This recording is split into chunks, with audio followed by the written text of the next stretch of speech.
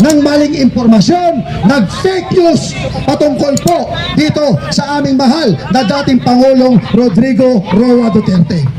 Patunayan ninyo na hindi kayo bias. Tama, mali? Yan, tama. So ngayon mga kabayan, tawagin po natin na ikaw magsasalita. Walang iba kundi Sir Oliver. Sir, the mic is yours. Magandang umaga po sa ating lahat. Magandang umaga sa Kongreso. Magandang umaga sa mga kapulisan at sa mamamayang Pilipino sa buong bansa, sa mga Duterte family. Ngayon, nagpapasalamat kami dahil sa nangyaring ito. Nakita po natin kung sino ba ang nagsasabi ng fake news at kung sino ba ang nagsasabi ng katotohanan at kung sino ba ang nagsisilbi sa taong bayan ng matapat. At ngayon, nandito tayo sa Kongreso upang ipahayag ang ating hinaing sa gobyernong ito, lalong-lalo na ang mga vloggers na nagsasabi ng pawang katotohanan. Ayan po, magpapatunay na ano na po ang lagay ng ating bansang Pilipinas. Nasa na po pa tayo ngayon? Ano pa ba ang sinasabi ng ating mga kababayan, mga OFW, mga mamamayang Pilipino? Nasa na ba ngayon ang Pilipinas? Kahirapan ang lagi nating hinihiling.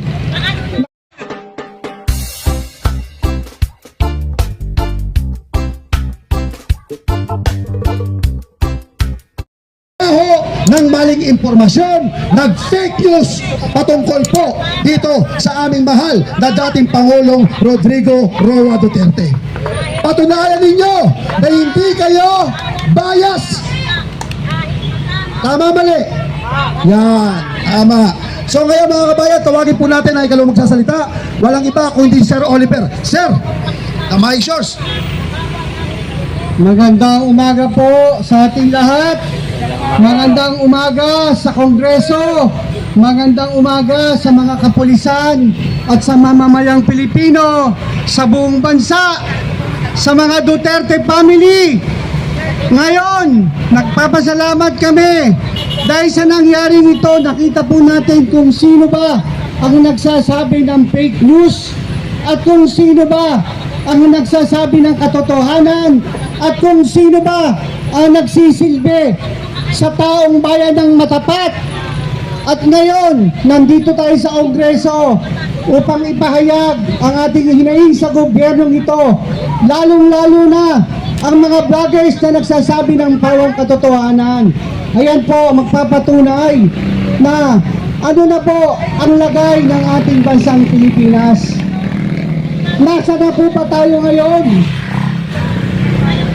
Ano pa ba ang sinasabi ng ating mga kababayan, mga OFW, mga mamamayang Pilipino? Nasa na ba ngayon ang Pilipinas? Kahirapan ang lagi nating hinihiling na baguhin at ibigay ni Pangulong BBM ang kanyang mga pangako. Pero ngayon, nandito tayo sa Kongreso, sinusuportahan po natin ang ating mga vloggers. Ayan po ang isa sa mga sinasabi ng ating mga vloggers, yung katotohanan. Dahil talaga naman totoo, nasa na po ba ang 20 pesos na bigas? Fake news! Nasa na po ba ang budget ng 2025 na sinasabi po nilang ay pinirmahan ni Pangulong BBM ay blanco?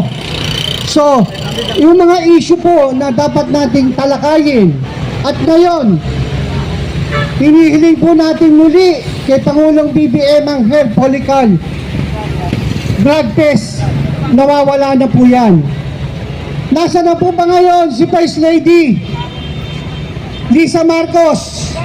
Nasa na po ba ngayon siya na nagkaroon po ng kidnapping nung kinidnap po nila si Tatay Digong? Nasabay dating ang labi ni yung may-ari po ng Rustan, si Titangko. Oh, yan po ang mga Paul Tantoco. Nasa na po ba yung mga issue na yan? So yun po yung hinahanap po natin ng mga diversion. At sinasabi po nila na si Pangulong BBM dinala raw po sa ospital. Pero yan pala po ay mga fake news o diversion. So nandito po tayo ngayon, hinahayag po natin kung nasa na po ba ang mga Pilipino ngayon na naghihirap, nagugutom. Ang mga pangako nila, ang pangako ng ating Pangulong BBM na puro utang. Yung ginto po na binenta, nasa na po ba yun? Wala po tayong inahayag kung nasa na po yan. Ang PhilHealth po, nasa na po ba? Ang perang kinuwang pagkalaki-laki at bilyon-bilyon na hanggang sa ngayon ay walang kasagutan. Yan po ang hinihiling natin sa Kongreso, na sana yan po ang bigyan nilang pansin, hindi po ang mga vlogger na nagsasabi ng katotohanan at nagsasabi ng pawang katotohanan kung ano ang nangyayari sa bansang Pilipinas. Ngayon po, may balita na naman na may nahuli pong cocaine. Oh, nasan po ba na issue na yun? Bakit po nila pilit tinatago? Bagkos na mga maliliit na mga bagay, yun po ang binibigyan nilang pansin.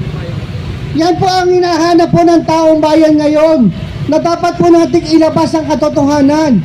Yung issue ng droga, ano na po ba ang nangyari na pagkalaki-laki? Pinakamalaking drugs. Oh, yung alitagtag. Nasa na po ba yung issue na yan?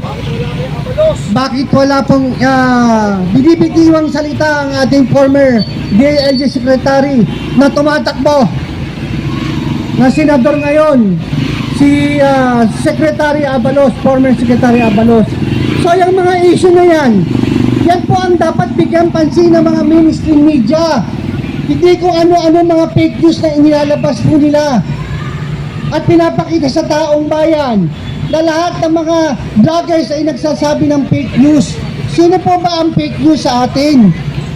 Kami po, simpleng mamamayang Pilipino, ba't binibigyan niyo po kami ng pansin?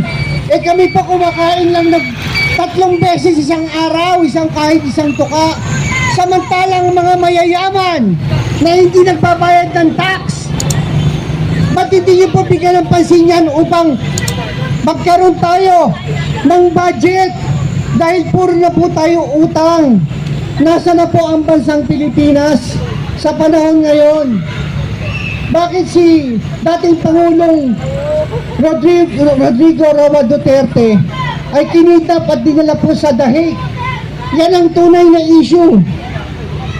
Na siya po ang tunay na nagsilbi sa mamamayang Pilipino at tunay na nagmahal sa mamamayang Pilipino at sa bansang Pilipino. Pero ngayon, ano po ba pinapakita ng mga kababayan po natin sa iba't ibang bansa? Kung paano minamahal ang dating Pangulong PRRD dahil pinakita niya ang pagmamahal at malasakit sa mamamayang Pilipino. Ngayon, napakadami na namang hold-upper, snatcher, mga sakay jeep na nag-i-snatch, napakadami po ngayon na hindi po binabalita. Yung mga rape, pinatay na mga anak, pinuputan ng ulo, ba't hindi po yan ang bigyan natin ng issue? Yan po ang hinahanap ng mamamayang Pilipino, ng mga issue na pilit po natin tinatago at pinatatahimik ng mainstream media. Pero ang mga vlogger, inilalathala po nila ang katotohanan kung ano na ang lagay ng bansang Pilipinas. Lubog na po tayo sa kahirapan, pero pilit po nilang sinasabi ang Pilipinas daw ay umuunlad. Ang tanong, nasaan po ba ang Build Back program na iniwan po ni Pangulong Rodrigo Roa Duterte na ngayon hindi na po maituloy ng ating Pangulong BBM? Bakit po? Bakit po hindi binibigyan pansin ni Pangulong BBM? Puro na lang po tayo ayuda, AX, AKAP, bigay ng bigas. Nasaan na po yung sinasabi yung itutulong po ng DSWD na binibigyan lang naman po ang kanilang mga partido, yung mga tumatakbong congressman, panay ang bigay ngayon. 2,000, narinig namin, ang binigay 1,000 lang. Oh, yan po ang mga issue na dapat po natin bigyan ng pansin. Bakit pagka sila palaging labas ang budget?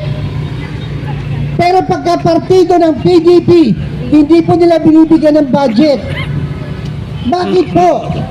Pag mga kalaban ng mga congressman, walang budget. Pero pag mga tumatakbo, kay Tambaluslos, mga member ni Tambaluslos, ang budget po nandyan. Araw-araw po ngayon, nagbibigay na sila ng budget. Mga tulong daw. Tulong po ba yan? O yan po ang exercise para bayaran natin at lalo tayong maghirap. Ang mga mahihirap, lalong naghihirap. Pero mga congressman, lalong yumayaman. Yan po ang mga hinaing po namin. Speaker Romualdez, bakit po pag mga partido nyo panay bigay